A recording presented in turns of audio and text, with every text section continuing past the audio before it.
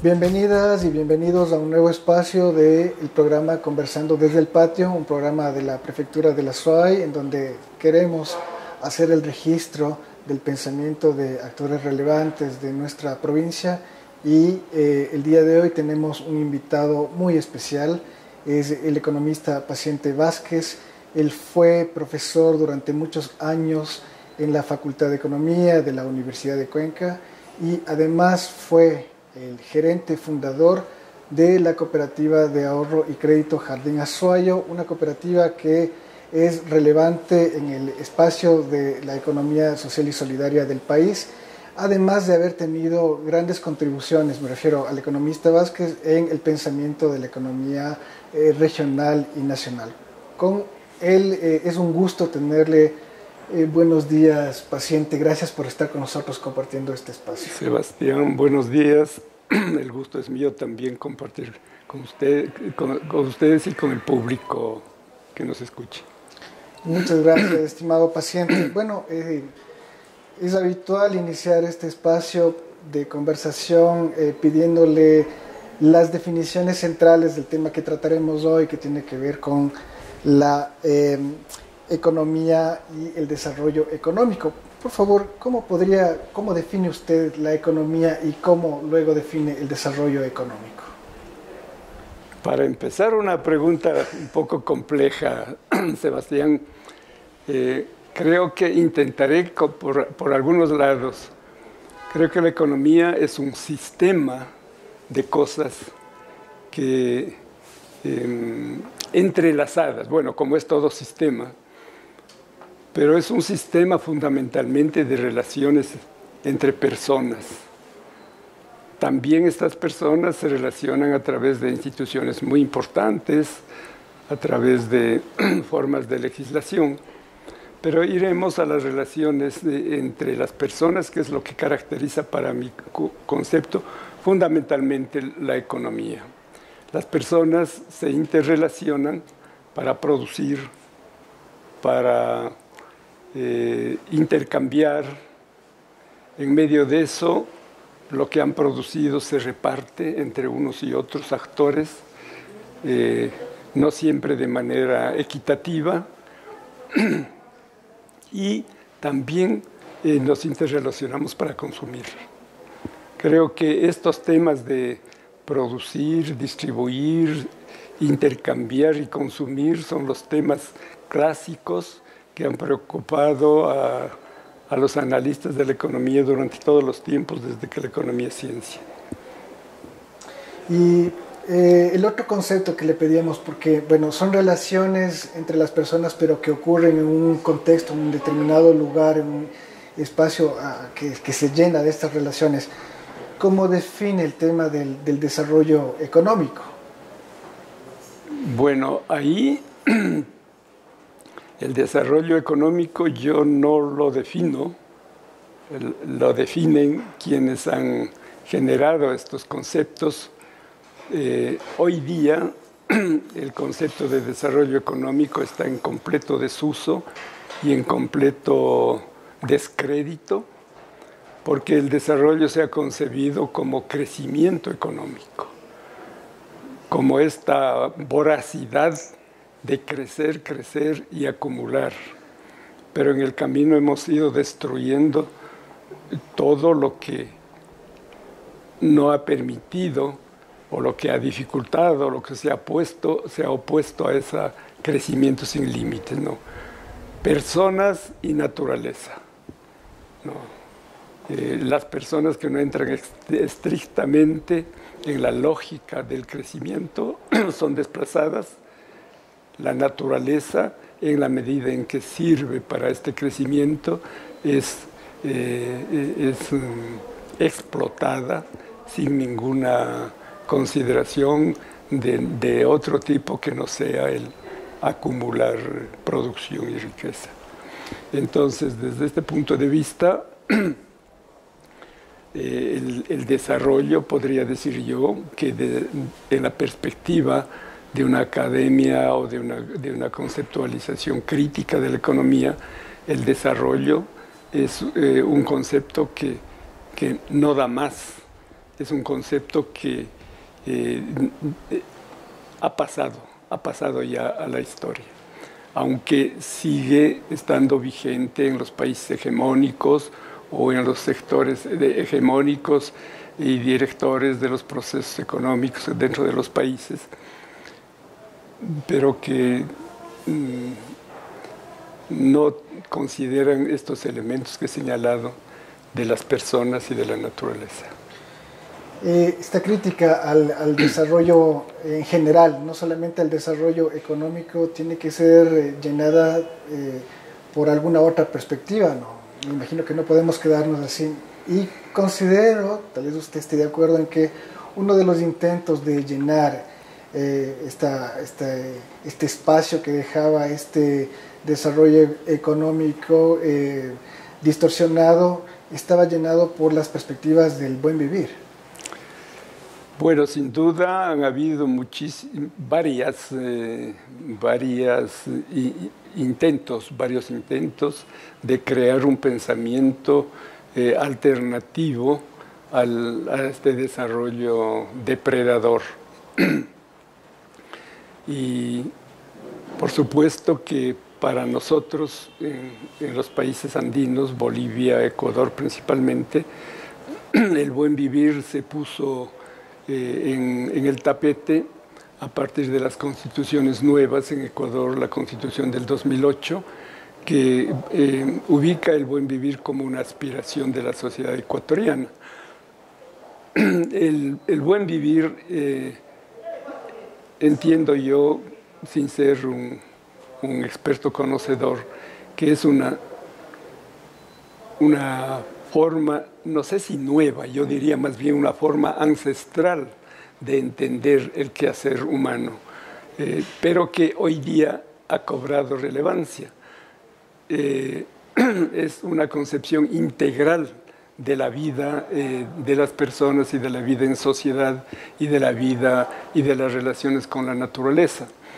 En este sentido, el buen vivir está ganando espacio, no solamente aquí en los países andinos, a donde corresponde este pensamiento ancestral, sino en muchos países del mundo se está reflexionando sobre esta alternativa, porque hoy día, con estas crisis reiterativas y cada vez más frecuentes del sistema capitalista, nos estamos quedando sin alternativas no solo conceptuales, sino también prácticas. Y por eso es que esta opción, a mi entender rápidamente, ha copado amplios espacios de pensamiento social y económico. Pero también hay otras vertientes de pensamiento, Sebastián, que ayudan a pensar y reflexionar en alternativas para el sistema capitalista. Por ejemplo, el cooperativismo. El cooperativismo es una doctrina y una práctica que nació de la propia entraña de este capital depredador. En pleno siglo XIX, en la época de mayor auge de la revolución industrial, allí nació también el cooperativismo como una alternativa desde esas personas maltratadas por el capital en jornadas extenuantes de trabajo, en condiciones degradantes de trabajo, tuvieron la iniciativa y el coraje de unirse y plantear una alternativa. El cooperativismo hoy es un sistema, a mi modo de ver también, alternativo, viable y en proceso de construcción, que pues hablamos de más o menos unos 1.000 millones de personas que estamos organizados en torno a esta forma de vivir, que es una forma de vida alternativa. Pero también se han ensayado acá en América Latina formas de pensamiento o propuestas de pensamiento y de desarrollo distintas a las tradicionales. Algunas tratando de abrir fisuras dentro del propio sistema, como el pensamiento de la CEPAL en sus primeros años, de podría yo decir, de época de oro de la CEPAL, con el pensamiento de su fundador, de su primer director, Raúl Prebisch, que planteó iniciativas muy interesantes y que los estados nacionales trataron de llevar a la práctica, como estos procesos de una industrialización sustitutiva de las importaciones, como el concepto que para mí es un concepto subversivo de Prebisch, el intercambio desigual, porque él lo analiza a partir de los movimientos de precios de los bienes que importamos y de los bienes que exportamos, y muestra cómo este comercio internacional es una bomba de succión, ¿no?, de la riqueza de nuestros países hacia los países con los que comercializamos. Y es una vía de explicación de por qué nuestras economías son tan postradas, tan raquíticas, con tan poca vitalidad. Y entonces él plantea que frente a este intercambio desigual, nuestros países tienen que plantearse procesos de autonomía, procesos de industrialización, procesos de manejo de sus economías desde una perspectiva más autónoma, fundamentalmente con desarrollo tecnológico. Y desarrollo tecnológico significa desarrollo del pensamiento, desarrollo de la ciencia, desarrollo de las técnicas, que es lo que puede dar autonomía de pensamiento y autonomía de acción. Evolucionando el pensamiento de Prebisch, vinieron otros pensadores en América Latina que fueron más allá y plantearon el concepto de dependencia económica y la necesidad de conseguir una independencia de las metrópolis económicas, de desarrollar una autonomía, pero ya no tanto dentro del mismo modelo del capital, porque no es viable, no es concebible un capital nacionalista hoy día menos que nunca. El capitalismo, cuando se fundó, era nacionalista, y los estados nacionales surgieron para amparar ese capitalismo naciente.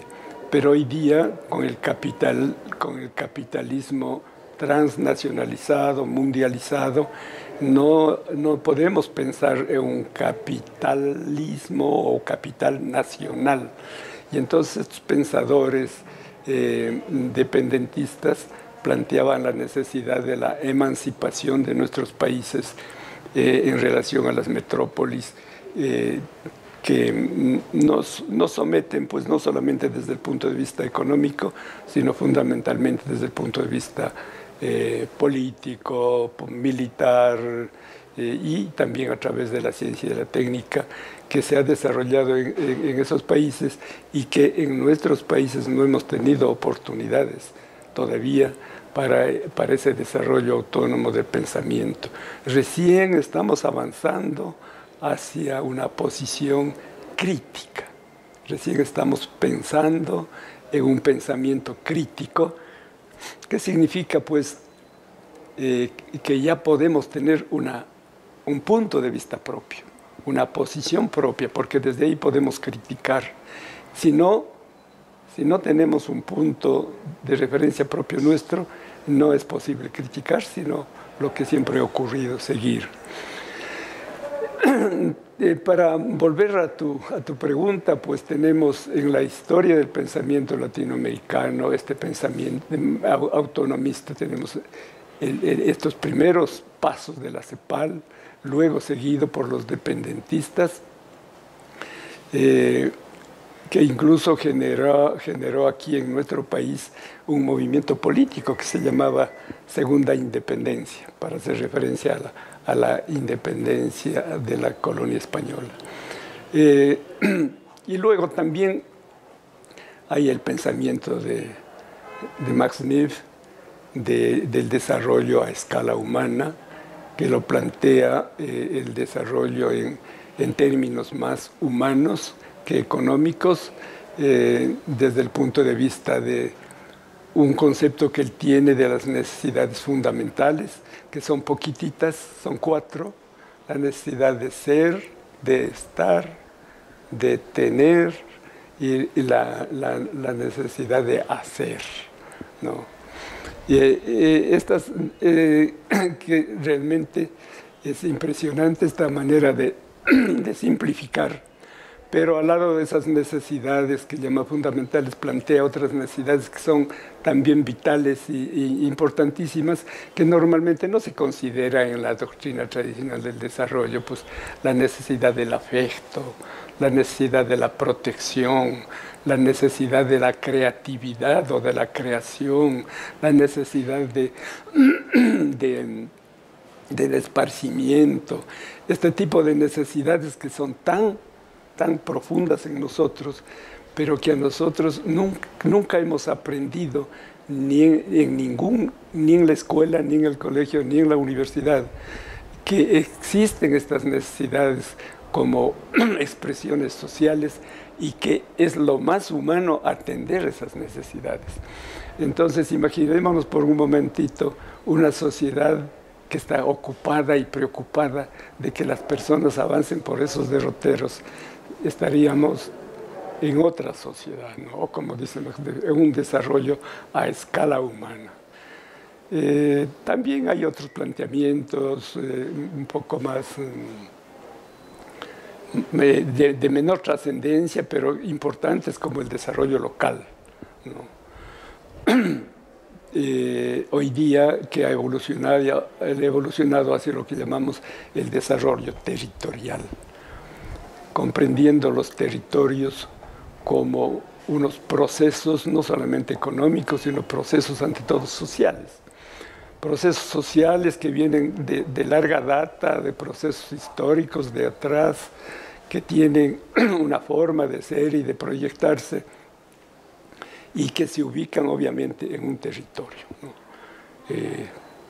No sé, pues el territorio es en este sentido, con particularidades sociales, de procesos culturales, pues yo creo que podemos ubicarlo en toda escala, así como ubicamos los procesos culturales en general. Entonces podríamos, o como ubicamos también el buen vivir, ¿no? El buen vivir puede ser de una localidad, puede ser de un espacio más amplio, puede ser de una provincia, de un país. El desarrollo territorial de la misma manera, depende de las connotaciones culturales que tengan y de las particularidades que tengan los territorios y de lo que, como quieran conformarse esos territorios. Aquí habría una buena forma de empatar el desarrollo territorial con el buen vivir. Presidente, permítame que vuelva a sus palabras para poder sacar algunas cosas importantísimas que usted ha dicho. Quisiera saber, por ejemplo, dentro de la perspectiva crítica que usted ha manifestado con respecto al desarrollo económico o economicista, ¿no? Frente a este planteamiento que también está vinculado a una idea de progreso, digamos, la utopía de ese desarrollo, ¿no? También debe ser criticada, ¿no? ¿Cómo se ven desde estas otras perspectivas, sea el desarrollo a escala humana, sea el buen vivir, sea el desarrollo de los territorios? ¿Cómo se ve el progreso? ¿Cuáles son esas nuevas o esas ideas a las cuales deberíamos estar abocados en la construcción de esto que llamamos sociedad? Bueno, a mi entender, el progreso, el mito del progreso fue una construcción de la ideología del capitalismo, ¿no? Y claro, nos ilusionó a todos los pueblos. Todos queríamos progresar. Y como esa ideología sigue vigente, todavía todos queremos progresar. El hecho es que la historia ha mostrado que en la forma de sociedad que tenemos, de sociedad mundializada en este momento, ese progreso es posible para unos poquitos, pero no es posible para todos. Y entonces lo que nosotros quisiéramos, si es que fuera posible, es que el progreso fuera viable para toda la humanidad y para todas las personas en esa humanidad. Pero las condiciones en las que se ha producido ese progreso son condiciones que ya dijimos inicialmente, ¿no? De exclusión humana y de devastación de la naturaleza, y de concentración de la riqueza. Entonces, en esas condiciones no hay cómo pensar un progreso para todos. Más bien tenemos que dejar, así como dejamos de lado el concepto del desarrollo, también tenemos que dejar de lado, a mi entender, el concepto de progreso, pensado el progreso como condiciones de bienestar, ¿no? que son las condiciones de estar dotado de todas las comodidades, de los lujos, de las satisfacciones a veces rebuscadas. Eso existe, pero existe para muy pocos, ¿no? Y entonces, como dije, ese progreso no queremos, y creo que tenemos la obligación de pensar y de buscar otras formas de que todos podamos vivir con dignidad, de que podamos vivir con relaciones humanamente sostenibles, humanamente vivibles, que podamos vivir en un ambiente general de paz, no en las tensiones que hoy día vivimos, que una guerra un día en un lado, otra guerra en otro lado, otro día en otro lado. La guerra como una forma de supervivencia del sistema, porque a través de la guerra un poco complejo de explicar en un espacio como estos, pero a través de la guerra se reactivan las economías, y es criminal esto, ¿no? Por eso es que parte de los negocios más grandes son los negocios de armas, porque el capitalismo siempre ha salido de las crisis a través de quemar recursos, y la forma más rápida es quemarlo en las guerras. La idea entonces que me queda es que nosotros tenemos como la tarea de generar nuevos ideales de sociedad desligados un poco de estos relatos hegemónicos que son los que determinan el sentido de la vida colectiva, pero entiendo que eso también tiene que ver con una reafirmación de un proyecto nacional estatal, ¿no? Un proyecto nacional estatal que en nuestro caso también se ha caracterizado por una bicefalía y que ha dejado a los territorios, varios que no están ligados a los centros, no sé si en el abandono, pero no los ha tratado de manera equitativa también al interior del Estado, por ejemplo. Yo creo que sí, crear nuevos relatos, pero sobre todo a mí me parece que el desafío es avanzar en construir esas alternativas. Construirlo aunque sea de una manera incipiente, construirlo cuando sea empezando por mi casa, ¿no? De manera que yo tenga un espacio a donde agarrarme, a donde pueda, un espacio de referencia de lo que podría ser o de lo que quisiera que sea esa sociedad que deseamos y que buscamos. Creo que tenemos nuestro hogar, tenemos los espacios donde nos relacionamos, tenemos nuestro lugar de trabajo, porque una construcción épica de una nueva sociedad, creo que no es el momento, pero sí es el momento de no sé si empezar, no creo que es empezar, hay mucha gente que ha transitado este camino de avanzar en la construcción de alternativas viables y humanistas, incluyentes, que no segreguen a nadie, que incluyan, y el pensamiento se irá construyendo sobre la base de esas experiencias, que me parece a mí que es como realmente ocurren los pensamientos nuevos, porque de otra manera el pensamiento sobre el pensamiento es un devenir del pensamiento que queda en el pensamiento, ¿no? El pensamiento llevado a la acción debería llevarnos a esta construcción dentro de lo que es posible de esta nueva sociedad, a como sea posible en las condiciones en las que estamos. Eso generará por lo menos un espacio, aunque sea pequeño, un espacio pequeño distinto. Pero si ahora nos valemos del sistema de redes y conectamos esos mundos pequeños distintos, esa diversidad nos va a enriquecer a todos en la medida en que nos conectemos y podemos intercambiar esas experiencias y podamos apoyarnos mutuamente en ese quehacer. Estos escenarios de construcción de todas maneras no tienen que abandonar una postura crítica, por ejemplo, con los efectos negativos que tiene el sistema de desarrollo económico actual, que usted bien lo ha mencionado, mantienen la dependencia a los países, a gran cantidad de países que son, como en nuestro caso, suministradores de materias primas, ¿no?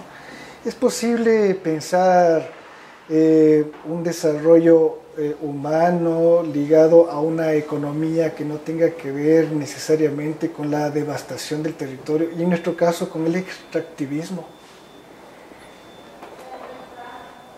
Yo creo que debemos pensar, ¿no? Debemos pensar en esas formas de desarrollo. Entendido el extractivismo como esta forma voraz de saqueo de los materiales del subsuelo, porque minería, toda la historia de la humanidad ha hecho minería y se ha beneficiado de los minerales metálicos y no metálicos, y eso la humanidad va a seguir necesitando. El saqueo del subsuelo hoy día a través de esa voracidad de materias primas para alimentar el capital mundial es otra forma que nuevamente a nosotros nos toca el papel de proveedores de los centros de ese desarrollo, ¿no? Entonces, en la medida en que nosotros pudiéramos ganar en grados de autonomía, como quería el Prebisch, como querían los dependentistas, como quieren los desarrollos territoriales, en esa medida podemos ir debilitando o rompiendo o cortando estos lazos fatales de esta división del trabajo internacional en donde nos coloca como proveedores de materias primas. Y aquí quisiera aprovechar para algo de tu pregunta anterior, de que si esa nueva sociedad se construiría en un Estado nacional, ¿no? Creo que los estados nacionales hay que ubicar en la perspectiva histórica que tienen.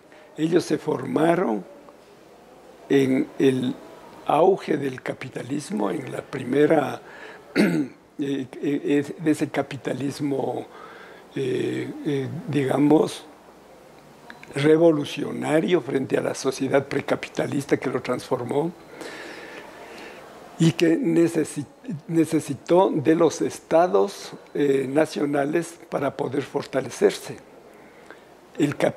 Los capitales iniciales eran capitales nacionales, circunscritos a un territorio nacional. Y entonces necesitaba ese capital de un Estado que le proteja, necesitaba de unas fuerzas armadas, necesitaba de unas fronteras para circunscribir el mercado nacional, capital nacional, mercado nacional, fuerzas armadas para que protejan esa frontera nacional, toda una ideología y una cultura nacional y nacionalista para defender esos intereses del capital nacional. Cuando el capital se vuelve transnacional, el Estado nacional empieza a estorbarle y entramos en un proceso de integración de estados nacionales y de la formación de estas uniones, ¿no? de mega territorios. Y entonces hoy día los llamados estados nacionales no tienen soberanía, no tienen autonomía, están a la dependencia de los imperios, de las potencias transnacionales. Son estados nacionales que son reductos administrativos del capital transnacional. No son esos estados nacionales pujantes y orgullosos de los primeros momentos del capitalismo. Desde ese punto de vista, los estados nacionales, dentro de los largos procesos históricos, están ya pasados, ¿no? Entonces, sí, existen con el nombre de estados nacionales, como existe Ecuador, pero yo no sé en perspectiva si esos estados nacionales no empiezan a cumplir otro rol.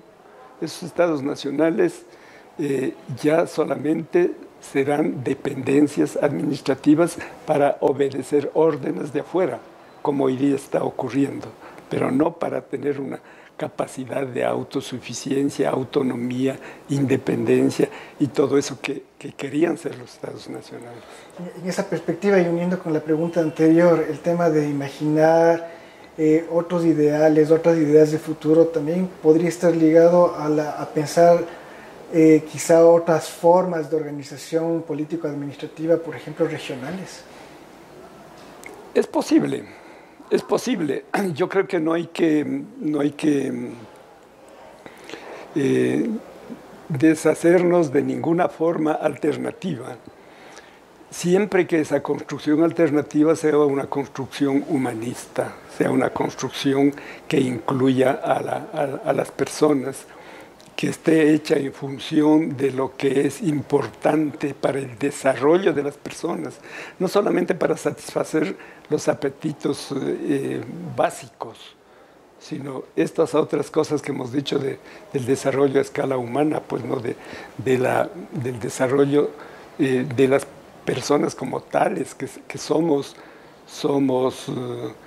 tenemos necesidades biológicas, necesidades espirituales, necesidades culturales, y debemos atender todas esas necesidades, pero fundamentalmente las necesidades básicas que no son satisfechas en este momento, y las personas, la mayor parte de la humanidad vive en medio de tantas carencias que lo primero de lo primero es que podamos comer este momento, que podamos tener un techo que nos cobije, que podamos tener esto que dice el Masni, que podamos estar en algún lugar protegidos, con seguridad.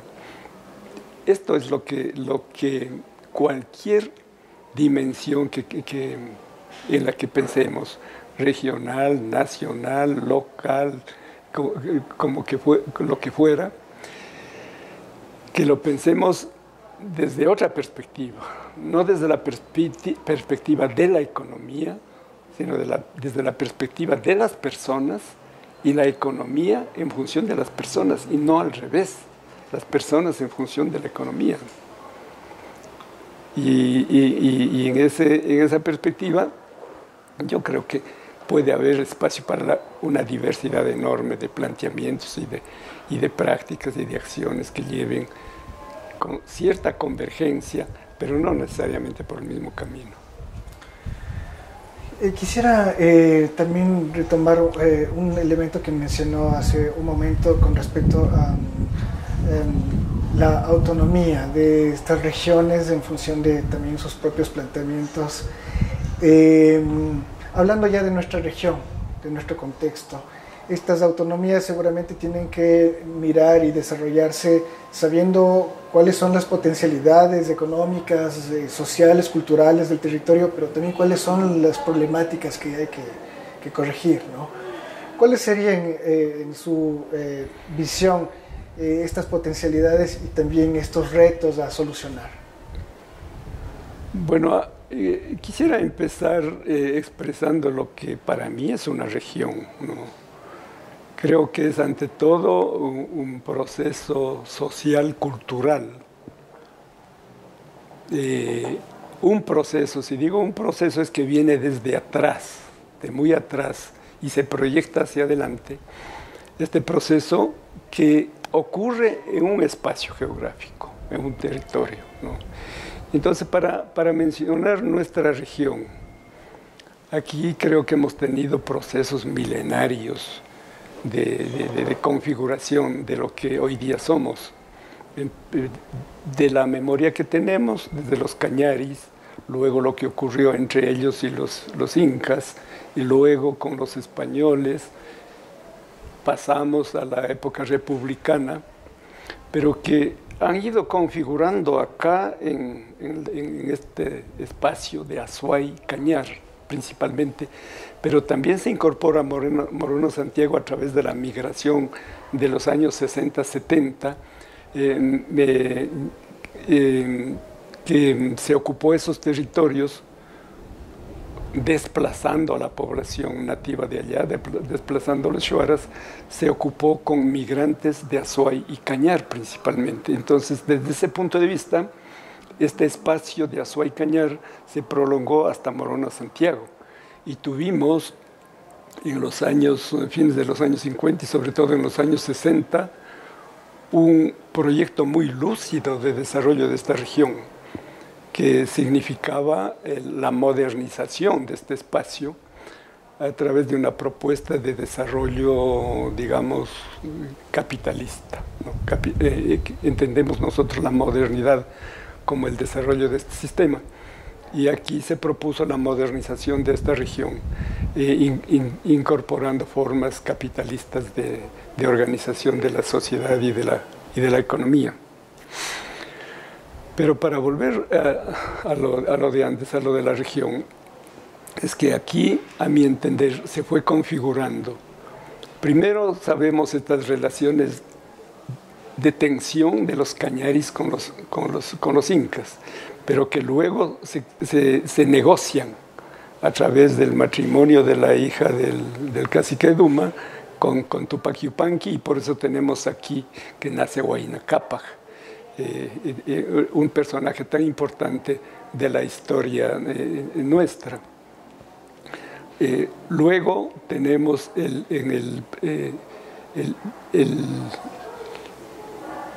la dominación española y la relación de esta región en el proceso de la vida colonial, en donde se integra toda esta región con habilidades manufactureras, principalmente se integra a los mercados mineros del sur a través del Perú, no a través, se integra al sur con Perú y con Bolivia a través de Piura, no a través de Guayaquil. Y esto genera unas relaciones tan intensas, no solamente económicas, sino de sanguinidad, de relaciones familiares entre los comerciantes que van y vienen, porque de aquí iban tejidos, iban artículos de cuero, de forja, herramientas y cosas que los centros mineros necesitaban y que de aquí se proveía. De Piura venía el algodón para hilar y tejer acá, y devolver en tejidos. Entonces, esta relación con Perú de esta región era realmente muy, muy intensa, mientras que con Quito no existía ni siquiera un buen camino. Cuentan que hacían 15 días en mula de aquí a Quito. Y eso hace que esta región tenga pues una fisonomía distinta o propia, distinta al resto del país, y tenga una forma de pensar autonomista, porque en el siglo XIX también se plantea desde aquí con Benigno Malo la formación de estados federados en el Ecuador, y esta región sería uno de los estados conjuntamente con Guayaquil y con Quito. Y este planteamiento de Benigno Malo también recoge este sentir y esta forma de ser cultural regional de cierta autonomía, de cierta independencia, de ejercer un poco más autónomamente el poder, depender menos de la centralidad del Estado-nación. Creo que este sentir se recoge en los años 50 y 60 en el proyecto de desarrollo regional gestionado por el CREA, que se genera esta institución y se genera este proyecto que fue un proyecto también integrador de la región. No hubo un espacio de la sociedad regional y de la economía regional que no estuviera incluido en este proyecto. Es un proyecto admirable, ¿no?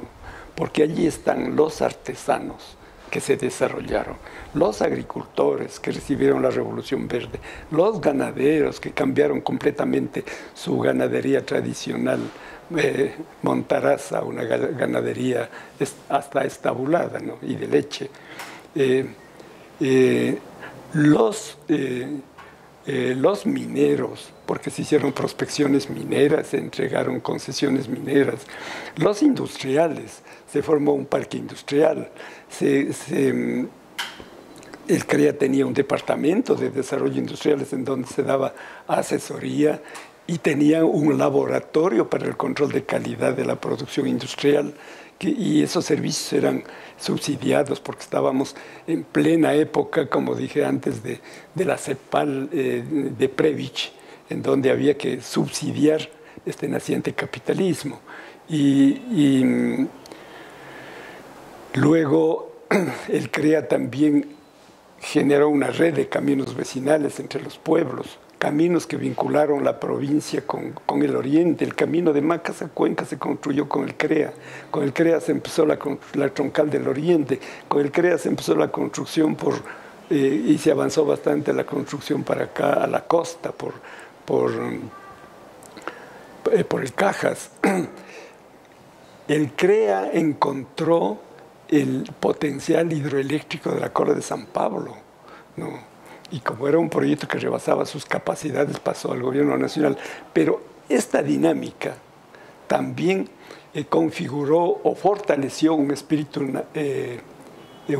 regional.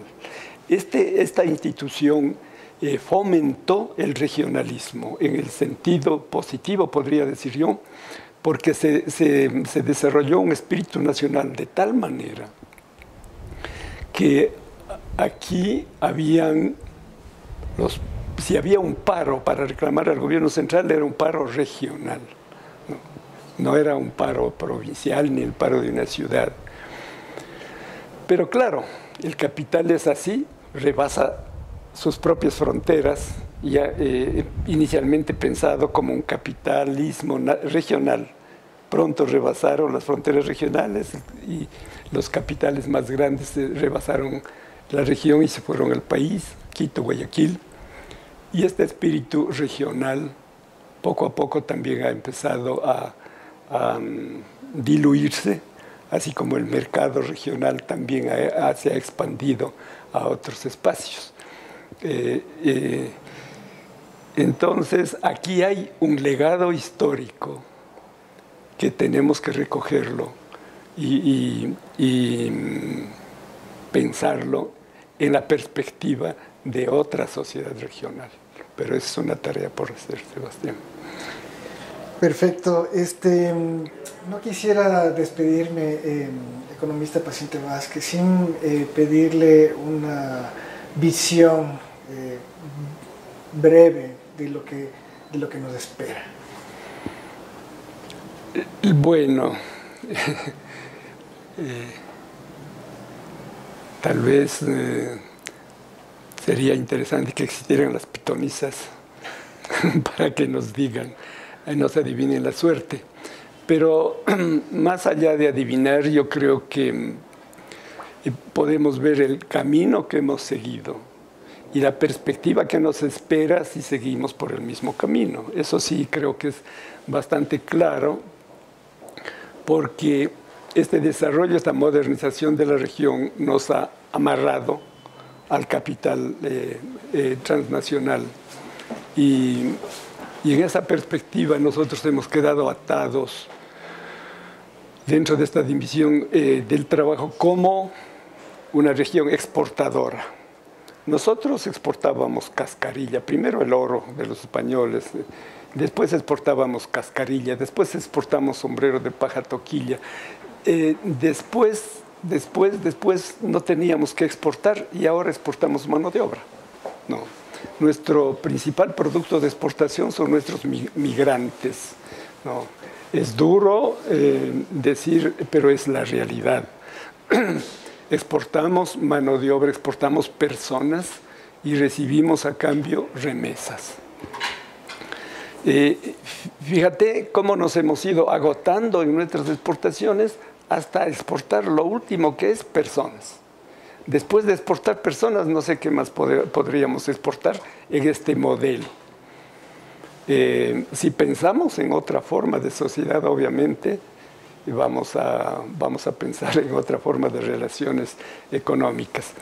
Pero en esta forma de exportar, fíjate que inclusive nuestros campesinos han quedado amarrados a esta relación internacional. Y es increíble cómo nuestros campesinos contribuyen al desarrollo del capital transnacional.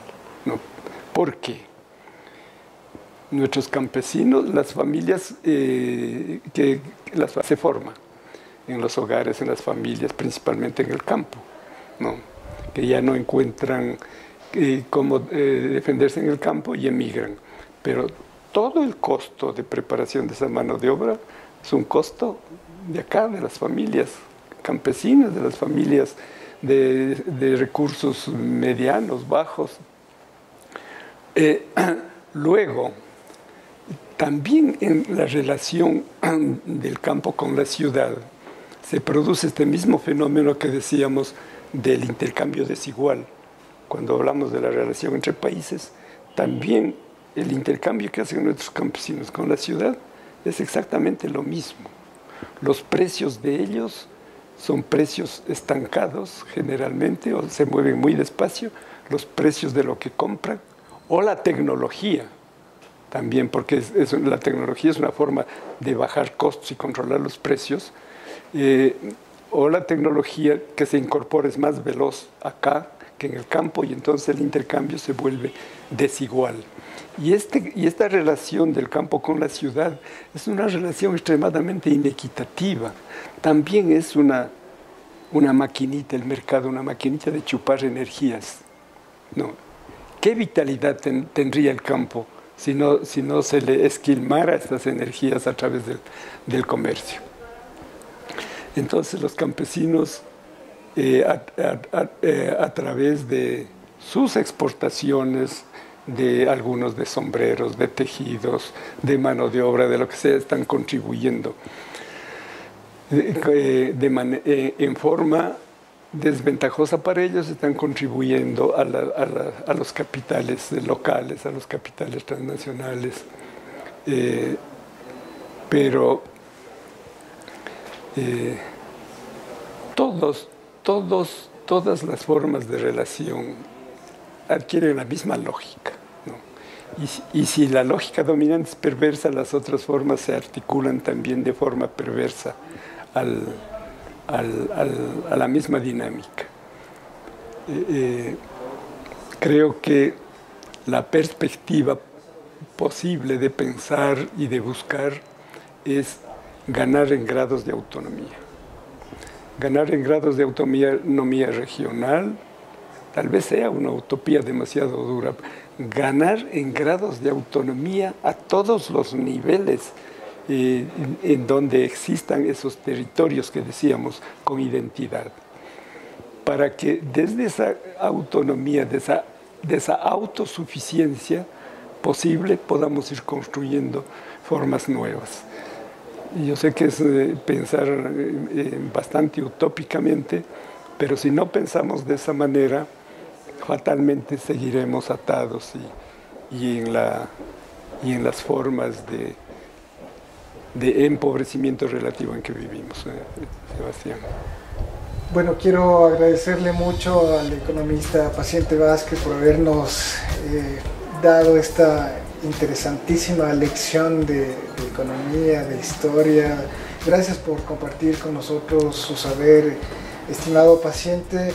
Un gusto tenerle aquí, y a los televidentes les agradecemos por su seguimiento. Les esperamos a través de las redes de la prefectura a seguirnos en el programa Conversando desde el Patio. Muchas gracias. Hasta luego.